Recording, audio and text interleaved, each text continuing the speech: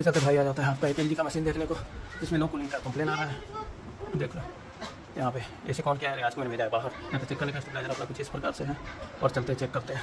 देखते पहले आज क्या बोल रहा है, और भाई आपका इधर बस इसे चेक करते हैं और देखते हैं क्या कंप्लेन है एलजी का मशीन में। तो मैंने काफ़ी सारा वीडियो डाला हुआ है, बड़ा अभी शॉर्ट वीडियो मैंने डालना भी स्टार्ट कर दिया, तो आपसे शॉर्ट वीडियो आता रहेगा। चलो देख लो, चेक करने के बाद मालूम चला कि इसका कैपेसिटर खराब हो गया है। कैपेसिटर खराब होने के बाद में देखो यहाँ पे सर्विसिंग भी हम लोग कर रहे हैं। कैपेसिटर को चेंज कर दिया है, चेंज करने के बाद में सर्विसिंग कर रहा है भाई। सर्विसिंग दिखाता हूँ, देखो यहाँ पे ग्रिल वगैरह आ गया हुआ है, सब अभी वाश होगा और लगेगा वहाँ पे। देख सकते हो, फेस को पहचान के रखो, कभी आपका जरूरी हो तो इस फेस वाले से काम नहीं कराना।